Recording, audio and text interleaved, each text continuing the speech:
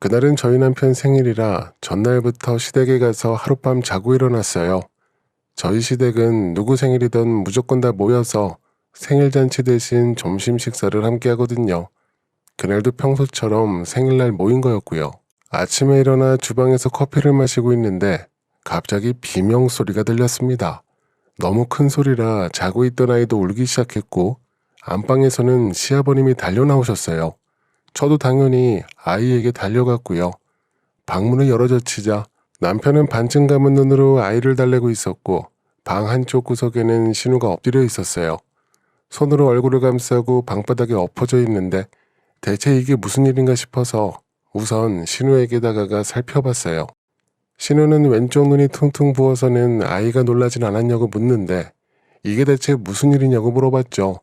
그러자 남편이 씩씩거리며 신우에게 소리 지르기 시작했습니다. 왜 아침부터 자고 있는 사람 면전에서 혀 짧은 소리를 내냐고 하더군요.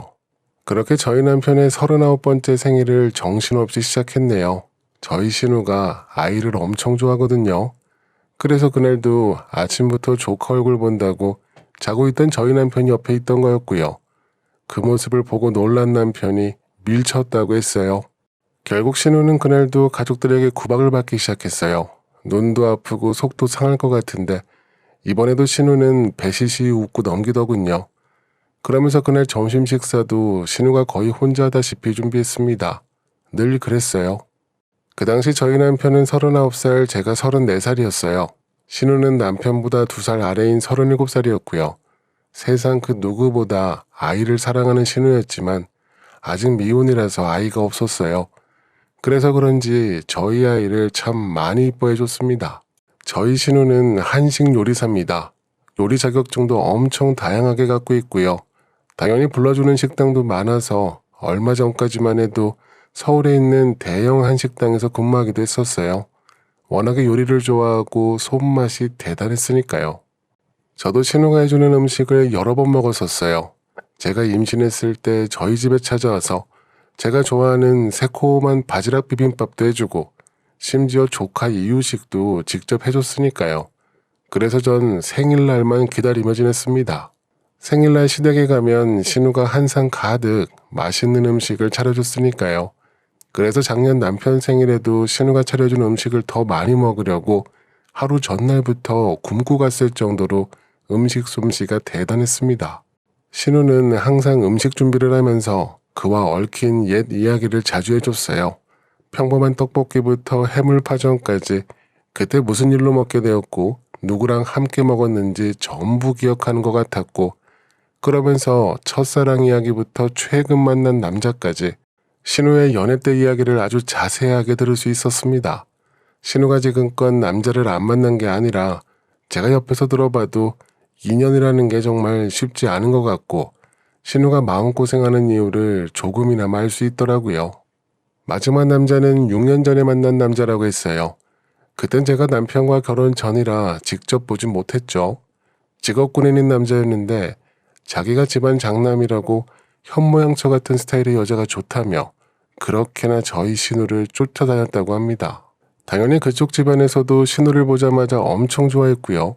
병사들하고 나눠 먹으라고 음식도 해다가 주고 간식들도 챙겨다가 강원도에 있는 부대까지 찾아가서 전해주고 올 정도로 신우도 그 남자를 각별하게 생각한 것 같았어요. 그러다 터미널에서 버스를 놓쳐서 그 다음 버스를 기다리고 있다가 근처 카페에 들어갔는데 거기서 남자친구를 발견했고 그 카페 여직원이랑 손잡고 나가는 것까지 보는 바람에 그날 이후로 곧바로 헤어졌다고 했어요. 그렇게 전 남자친구는 그때 그 카페 직원이랑 결혼까지 해서 지낸다고 하더라고요. 요리 잘하는 여자가 좋다고 하더니 요리라고는 커피밖에 못 만드는 사람이랑 결혼까지 했다며 씁쓸하게 웃더군요. 신우가 해준 남자 이야기는 거기까지였어요. 하지만 그 뒤로 만난 남자가 한 명 더 있습니다. 그때는 제가 시집오고 나서 일이라 저도 다 알고 있었죠.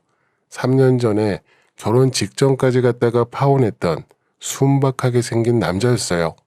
지방에서 과수원하는 집 아들이라고 했는데 처음 사진이 오고 간 날 저도 봤었거든요. 지금 생각해도 너무 소름인 게 사람 겉모습으로 판단하면 안 되겠더라고요. 생긴 건 정말 여자 손 한번 못 잡아보게 순박하게 생겼었어요. 잘생긴 감자같이 생긴 남자였습니다. 나이는 신우보다 2살이 많았다고 했고요. 그 당시 어머님이 정말 좋아하셨고요. 생긴 게 딱 사윗감이라고 하시면서 당장 만나보라고 하셨죠. 신우도 딱히 싫은 눈치는 아니었고요. 연애 기간은 짧았지만 신우도 그렇고 그 남자도 나이가 있다 보니 양쪽 집에서 몸이 달아서 결혼을 엄청 서두르는 눈치였습니다. 결혼할 당사자들이 만난 횟수보다 양가 부모님들이 만난 횟수가 더 많았으니까요. 결혼식 날짜도 이미 잡아버리고 식장이면 신혼집까지 정말 일사천리로 진행되었어요. 과장 조금 더 보태면 양가 부모님들이 손주 이름까지 다 정해놓으신 것 같았죠. 엄청나게 서두르다가 결국 탈이 났고요. 여자 문제였어요. 그것도 한 명이 아니라 확인된 것만 5이 넘었습니다. 얼굴만 순박하고 허리 아래쪽은 달랐는지 그것도 지인이 알려줘서 결혼 직전에 간신히 멈출 수 있었네요. 그때 시부모님도 그렇고 신우도 엄청 충격받아서 그때 만난 남자는 남자라고 치지도 않는 것 같았어요. 그래서 신우가 말하는 마지막 남자는 과수원집 남자가 아니라 직업군이 나던 남자라고 했던 거였고요. 그 일 이후로 신우는 남자를 따로 찾거나 선자리를 나가거나 하지 않았습니다. 시부모님도 옆에서 더는 강요하지 못하시는 것 같았고요. 그래도 한편으로는 걱정하셨겠죠. 저도 이렇게 걱정하는데 오죽하셨을까요? 저랑 남편은 직장에서 만난 사이라서 저도 직장에서 괜찮은 남자 있으면 이것저것 물어보기도 하고 신우의 짝을 찾아주려고 뒤에서 많이 알아봤지만 적당한 짝을 찾기란 쉽지 않았습니다. 또 상처받을 수도 있으니까요. 그러던 어느 날이었어요. 그날도 신우가 저희 집에 와서 아이와 놀아주고 있었는데 은근슬쩍 저에게 남자 이야기를 꺼냈습니다. 근데 직업이나 성격이나 그런 문제가 아니라 너무 뜬금없이 나이 이야기를 하더라고요. 연하 남자에 대해 다른 사람들은 어떻게 생각하냐고 요즘도 여자 나이가 더 많으면 주변에서 이상하게 보냐고 물어보는 겁니다. 그 이야기를 듣는 순간 직감했죠. 그래서 무조건 괜찮다고 나이가 무슨 상관이냐고 했어요. 어차피 시간 지나면 다 똑같이 늙어가는데 몇 년 차이 난다고 해봐야 처음에만 신경 쓰지 나중에는 다들 살기 바빠서 다 잊고 지낸다고 나이는 아무 상관이 없다고 이야기해줬어요. 그러면서 제가 슬쩍 얼마나 어리냐고 물었는데 신우는 듣는 둥 마는 둥 하며 있다가 혼잣말로 아직 우리 조카가 5살이 안 되었는데 그 사람은 태어나지도 않았겠다며 웃는 겁니다. 그때 전 옆에서 젖병 닦다가 너무 놀라서 다 쏟아버릴 뻔했어요. 5살 연하 남자였네요. 그 당시 신우는 37살이었고 신우가 말한 남자는 32살이었습니다. 처음엔 저도 잘 몰랐었는데 나중에 들어보니 요리학원에서 알게 되었다고 지인이 운영하는 학원에 나간 적이 있었는데 거기서 처음 만나게 되었다고 했어요. 가끔씩 신우는 지인이 운영하는 학원에 나가서 초빙 강사처럼 도와주고 온다고 들었거든요. 근데 거기서 남자를 만나게 될 줄이야 정말 예상도 못한 거죠. 게다가 5살이나 어리다고 하니 전혀 상상도 할 수 없던 일이었고요. 그 남자는 부모님이 하던 음식점을 이어받아서 운영하려고 하는데 음식 솜씨가 너무 없어서 학원에 다닌다고 했어요. 거기 수강생들 중에 의욕도 가장 넘치고 열심히 듣는다고 하면서 그 이야기를 하는 내내 미소가 끊이질 않더군요. 저번에 한 번은 그 남자가 먼저 연락해서 자기 식당에 와서 알려줄 수 없냐고 물어보길래 찾아가서 도와준 적도 있다고 했어요. 따로 만나고 그럴 정도면 이미 관계가 많이 진척된 것 같아 보였습니다. 그 소식이 당연히 반가웠지만 그것도 마냥 기쁘지만은 않았습니다. 당연히 걱정되었으니까요. 예전에 그 감자같이 생긴 과수원집 남자 이후로 신우가 얼마나 힘들었는지 옆에서 다 지켜봐서 저도 모르게 걱정이 앞섰습니다. 일단 저 혼자만 알고 있었어요. 그렇게 시간이 점점 지났고 나중에는 신우에게 연락이 오더니 점심 식사를 함께 하자고 하더군요. 저는 듣자마자 단순한 식사 자리가 아닌 것 같다는 느낌이 왔고 알려준 음식점으로 찾아가니 역시나 맞았습니다. 그 남자가 운영한다는 음식점이었어요. 멀리서 보기엔 평범한 기사식당 느낌이 나는 곳이었는데 찌개 종류가 쓰여있는 낡은 메뉴판이 걸려 있었고 부모님이 운영하다가 물려줬다고 했는데 역시나 내부 인테리어도 많이 낡아 보였습니다. 식당 근처로 가자 신우가 미리 나와 있었고 안에 들어가 보니 다른 손님들은 없었어요. 아주 쾌적한 분위기에서 아이와 함께 신우가 차려주는 음식을 먹게 되었습니다. 근데 두 사람은 많이 가까워진 것 같았어요. 밖에서 아이와 함께 기다리고 있는데 건너편 주방에서 웃음소리가 끊이지 않더라고요. 그 모습을 보니 제가 괜한 걱정을 한 것 같은 기분이 들었습니다. 뭐가 어찌되었든 신우가 저렇게 좋아하는데 마다할 필요가 있나 싶었어요. 그 남자도 꽤나 괜찮아 보였어요. 분위기만 보면 경력도 좀 돼 보이는 주방장처럼 다부진 체격에 머리도 짧게 잘라서 단정해 보였습니다. 32살이라고 해서 엄청 어려 보일 것 같았는데 그날 가까이서 보니 그것도 아니더라고요. 신우랑 같은 나이 들어 보였습니다. 모르는 사람이 보면 누가 연상이고 연하인지 모를 정도였어요. 아마 그래서 신우도 마음을 열 수 있지 않았나 싶더라고요. 엄청 어려 보였다면 애초에 시작부터 하지 않았겠죠. 둘이 참 잘 어울려 보였습니다. 그날 식사를 마치고 신우 자동차를 타고 오는데 제가 먼저 이야기했어요. 참 괜찮아 보이는 남자라고, 인상도 서글서글하니 좋고 성격도 무난해 보인다고 하면서 칭찬해줬습니다. 그러자 신우도 엄청 흐뭇해했고요. 그러면서 제가 묻지도 않았는데 그 남자에 대해 이야기를 쏟아냈어요. 원래는 부모님들이 운영하시던 식당이었는데 아버님 건강이 나빠지셔서 아무런 준비 없이 식당 일에 뛰어들게 되었다고, 부모님 식당을 지키고 싶어 한다고 했어요. 그 남자는 외동아들이라서 다른 형제에게 식당을 맡길 수도 없어서 퇴사해서 나오는 날 요리학원에 등록했다고 하더라고요. 그러면서 나중에 그 가게를 리모델링을 해서 요즘 다른 가게들처럼 꾸미고 싶다고 했어요. 가게 리모델링 이야기를 하는데 신우는 마치 자기가 그 음식점 주방장이 된 것처럼 주방은 어떻게 바꾸는 게 맞고 위생이 어쩌고 하면서 이미 머릿속으로 다 짜놓은 듯한 모습이었어요. 그러면서 미소가 끊이질 않았고요. 그날은 집에 가자마자 남편에게 이야기했어요. 신우가 만나는 남자가 생겼고 연하라는 사실도 빠짐없이 다 이야기했습니다. 그리고 그 식당 이야기도 함께 해줬고요. 남편은 한참 동안 듣더니 저와 마찬가지로 걱정부터 하는 눈치였습니다. 그건 저희 시부모님도 마찬가지셨어요. 아무래도 나이 차이가 많이 나다 보니 그 점이 내심은 걱정되신 것 같았습니다. 그래도 몇 년 만에 하는 연애라서 나서서 말리지도 못하시는 것 같았어요. 그렇게 몇 주가 더 흘러 그 남자가 찾아왔습니다. 인사드리러 오는 거라고 했어요. 양손에는 선물 상자를 가득 들고 현관문을 간신히 통과해서 우렁찬 목소리로 안녕하십니까 하면 넙죽 인사하는데 옆에서 봐도 좋아 보였습니다. 시댁 가족들도 점점 풀리는 것 같았고요. 그날은 하루 종일 웃음이 끊이질 않았습니다. 시부모님께서도 처음과는 다르게 점점 얼굴에 미소를 지으셨고요. 나중에는 아버님이 먼저 술 한잔 하자고 이야기하실 정도였으니까요. 저희 남편도 엄청 좋아하는 것 같았습니다. 제일 좋아했던 건 신우였어요. 주방에서 저와 다과상을 준비하는데 얼마나 좋아하는지 제 손을 붙잡고 방방 뛰는 겁니다. 그동안 혼자 걱정했었는데 너무 다행이라고 이제 좀 마음이 놓인다고 했어요. 그 남자는 나가는 순간까지 무슨 허리에 스프링이 박혔는지 넙죽넙죽 인사를 했고요. 아버님은 손까지 붙잡으시면서 조심해서 가라고 배웅까지 해주셨습니다. 그때까지만 해도 신우가 해를 넘기지 않고 결혼할 줄 알았어요. 양가 부모님께 인사드리고 상견례도 잡고 이런 과정이 진행돼야 하는데 아무리 기다려봐도 신우가 예비 시댁 이야기를 하지 않는 겁니다. 다른 사람도 아니고 저에게는 분명 했을 텐데 골백번도 넘게 했겠죠. 근데 너무 조용했어요. 먼저 나서서 물어보기도 힘들었던 게 신우 나이가 있어서 그 집에서 반대하는 건 아닌가 싶어 마냥 기다리고 있었어요. 그렇게 한 달 정도 지나 날씨가 점점 추워지길래 제가 먼저 신우에게 예비 시부모님에 대해 물어봤습니다. 신우는 놀라거나 당황하거나 그러진 않았어요. 아무렇지도 않은 듯이 아직 뵙지 못했다고 하면서 예비 시아버님이 건강이 많이 안 좋으셔서 지방에서 요양 중이라 뵙지 못했다고 했습니다.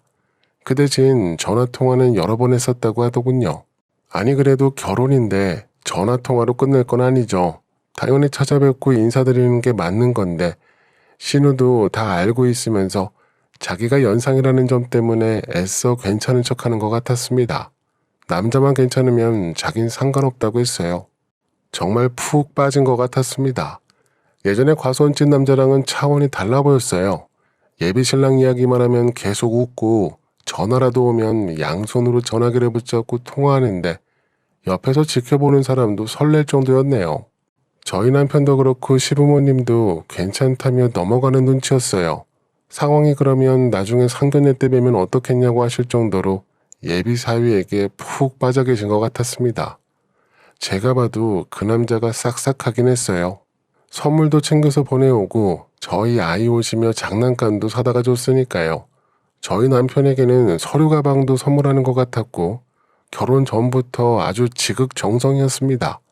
누가 보면 신우보다 그 남자가 더 매달리는 것 같아 보였으니까요. 저는 그 점이 너무 이상했습니다. 물론 저희 신우가 사람도 좋고 능력도 뛰어나고요. 뭐 하나 빠지는 점이 없긴 하죠.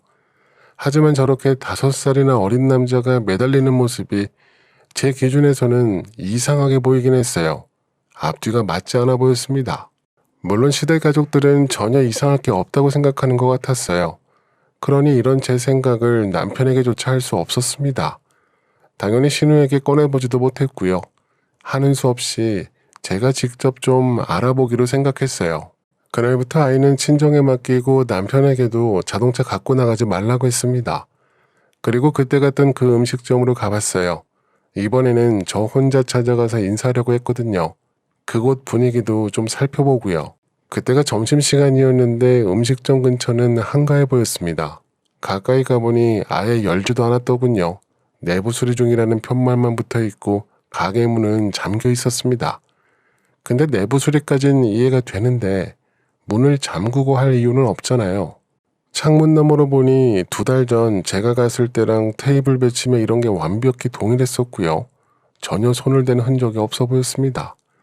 그런데도 문 앞에는 내부 수리라는 편말만 걸려 있는데 그 점도 뭔가 앞뒤가 맞지 않아 보였어요. 다음날 제가 신우에게 슬쩍 물어봤습니다. 예비 신랑은 지금 음식점 준비 중이냐고, 저번에 한다던 리모델링은 다 했냐고 물었어요. 그러자 신우는 내부 인테리어 계획이랑 이런 건 다 결정되었는데 자금이 문제라고 하면서 예비 신랑이 돈이 부족해서 주변 지인들을 만나며 알아보는 중이라고 하는 겁니다. 돈 이야기를 듣자 대충 어떤 상황인지 예상이 되었습니다. 그래서 그날 밤 신우를 직접 만나 이야기했어요.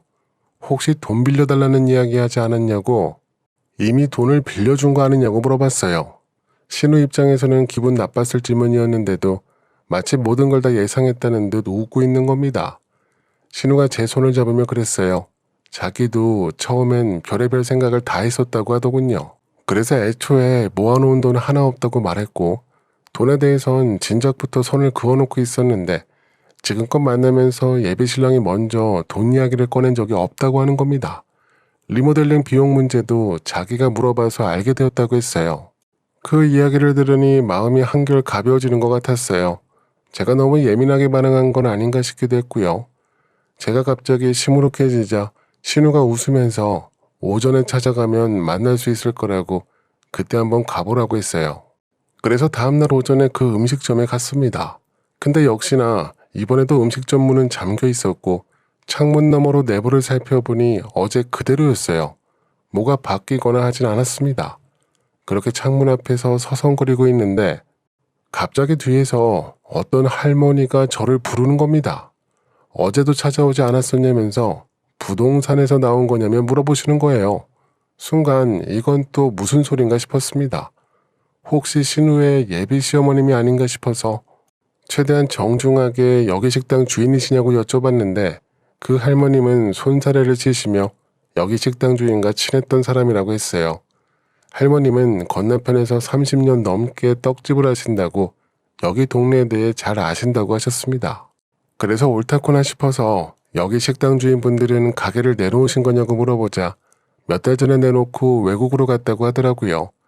자식들이 모두 외국에서 지내서 최근에 싹 정리했다고, 그 뒤로는 못 봤다고 하셨어요.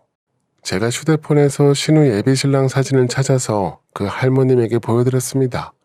혹시 이 사람 보신 적 있으시냐고 여쭤봤는데 처음 보는 사람이라고 본 적이 없다고 하더군요.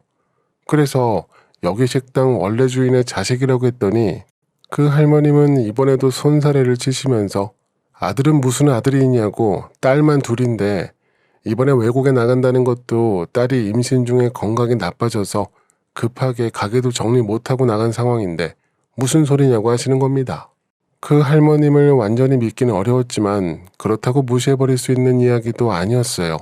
뭐가 되었든 눈으로 확인하고 싶은 생각에 다음날도 아침부터 그 식당으로 찾아갔습니다. 근처에 주차해놓고 차 안에서 기다리고 있는데 갑자기 어떤 파란색 외제차가 식당 앞에 오더니 거기서 익숙해 보이는 남자가 내리더군요. 선글라스를 쓰고 있었는데 머리 스타일을 보나 체격으로 보나 신우의 예비 신랑이 맞았습니다. 그렇게 가게 문을 열고 안으로 들어가더니 5분도 지나지 않아서 나오더군요. 한 손에는 무슨 옷이란 가방이 들려 있었는데 그걸 차에 싣고는 곧바로 어디론가 가버렸어요. 쫓아가버려 했지만 어찌나 빨리 가던지 따라갈 수가 없었어요. 그렇게 자동차만 보고 집으로 돌아왔습니다. 도저히 이건 아닌 것 같아서 그날 남편에게 모든 걸 다 털어놨습니다. 남편이 처음에는 무슨 그런 말을 믿냐며 그 할머니 치매 아니냐고 했지만 제가 자동차 이야기까지 꺼내자 표정이 점점 심각해지는 것 같았어요. 지금까지 예비 시부모님을 못 만난 것도 그렇고 우리도 결혼해본 입장에서 정상적인 상황은 아니라고 이야기했죠. 조심해서 나쁠 건 없지 않냐고 남편에게 그 가게에 대해 좀 자세히 알아보라고 했습니다. 남편도 알겠다고 했고요. 그리고 얼마 뒤 신우가 불러서 나가봤는데 거기엔 그 남자도 함께 타고 있었어요. 무슨 차를 타고 왔나 슬쩍 봤는데 신우 차를 타고 온 것 같았어요. 그래서 신우가 운전했냐고 물어보자 그 남자는 아직 차를 못 샀다고 웃는 겁니다. 그때 본 파란색 외제차가 눈에 선명한데 그런 말도 믿기 힘들었어요. 그날 함께 식사를 하면서도 아무 소리도 들어오지 않았습니다. 그리고 얼마 뒤 저녁 시간에 남편에게 전화가 왔어요. 지금 당장 시댁으로 올 수 있겠냐고 무조건 와야 한다며 끊어버리더군요. 그렇게 서둘러 시댁에 도착해보니 거실에는 시부모님이 한숨을 쉬시며 앉아 계셨고 신우는 무표정으로 베란다만 보고 있었어요. 그렇게 그날 그 남자에 대한 모든 걸 듣게 되었습니다. 일단 그 남자가 신우 프로필을 들고 다니면서 이곳저곳에서 투자자를 모으고 있었다고 했어요. 경력 있는 주방장이 들어온다고 홍보했다네요. 아주 거대한 투자회사에서 받은 것도 아니고 자기 지인들에게 몇백에서 몇천까지 받았는데 아마 그때 제가 본 그 파란 자동차도 그 돈으로 구매한 것 같아 보였어요. 돈 문제는 어느 정도 예상을 했던 터라 그리 놀랍진 않았는데 30 초반밖에 안 된 사람이 참 대단하더군요. 그 음식점도 자기 식당이 아니었답니다. 처음부터 작정하고 그런 식당을 골라다가 신우와 제일 가까운 저를 그곳으로 불러서 보는 앞에서 음식까지 차려줬던 거였어요. 저에게 점수를 따놓으면 신우와 더 가깝게 지낼 수 있을 거라 생각했나 봅니다. 남편이 꽤나 자세히 알아본 것 같았어요. 평소엔 신우랑 티격태격 싸울 때는 몰랐는데 이럴 때 보면 든든한 오빠 하나 있는 것도 참 좋을 것 같다는 생각이 들었네요. 근데 문제는 저희 신우였어요. 예전에는 아무리 힘든 일이 있어도 잘 웃었는데 지금은 얼굴에 아무 표정도 없었습니다. 울지도 웃지도 않았어요. 그 모습을 보자 저희 남편이 더 속상했는지 당장 내일 경찰서에 신고하러 가자고 명의도용이나 다름없다며 화를 냈어요. 가만히 있다가는 투자자들이 신우에게 쫓아올 수도 있다고 무조건 신고해야 한다고 해서 바로 다음날 경찰서도 갔고 변호사도 따로 만났고요. 저는 그때 만난 그 할머님 떡집에 찾아가서 다 말씀드렸어요. 할머님은 엄청나게 화를 내시면서 그 식당 원래 주인에게 메신저로 장문의 글을 적어서 보내시는 것 같았습니다. 그렇게 하루아침에 결혼 준비는 중단되었고 정말 웃기게도 일이 터지고 나서야 그쪽 부모들을 만나게 되었네요. 저희 남편 손을 붙잡으며 한 번만 용서해달라고 하는데 옆에서 봐도 엄청 건강해 보였네요. 아프다, 병원비가 어쩐다 했던 소리도 싹 다 거짓이었어요. 멀쩡한 부모까지 팔아서 저럴 수 있는지 그냥 한숨밖에 나오지 않았습니다. 그렇게 그 남자는 잡혀 들어갔어요. 투자자들까지 찾아와서 난리도 아니라고 했고요. 다행히 그런 지저분한 일들이 신우에게 옮겨붙진 않았어요. 하지만 신우는 그날 이후로 다니던 직장도 그만두고 한동안 집에서만 지냈습니다. 저도 매일같이 아이 데리고 시댁으로 갔고요. 저번엔 신우가 저에게 그러더라고요. 고맙다고 눈에 콩깍지가 씌어서 뒤에서 그런 일을 꾸미고 있었는지 전혀 몰랐다면서 그것만 생각하면 너무 속상하다고 했습니다. 사기꾼 남자 때문에 화가 나는 게 아니라 속아 넘어간 자기 자신에게 짜증이 나서 힘들다고 하더군요. 앞으로는 정신 똑바로 차리고 결혼이든 뭐든 이제 일만 신경 쓰겠다고 하는데 듣는 내내 저도 가슴이 너무 아팠습니다. 시간이 좀 지나 신우가 좀 추스르면 그때 제가 직접 나서보려고 해요. 저번에 그 떡집 할머니가 제 신우 이야기를 들으시더니 어울리는 남자가 하나 있다고 하셨거든요. 나이는 신우랑 동갑이고 아주 괜찮은 사람이라고 했는데 신우가 만난다고 할진 모르겠지만 일단 그 할머님 연락처는 잘 저장해 놓고 있습니다. 신우가 잘 견뎠으면 좋겠어요. 언젠간 신우도 좋은 짝이 나타나겠죠. 그래도 결혼하기 전에 알게 되어서 너무 다행이라고 생각하네요. 이번에 제가 준비한 내용은 여기까지입니다. 정말 큰일 날 뻔하셨네요. 무턱대고 결혼했다간 그 투자금 신우가 다 갚았겠네요. 지금은 많이 힘드시겠지만 정말 하늘이 도왔다고 생각합니다. 그 할머님이 큰일 하셨네요.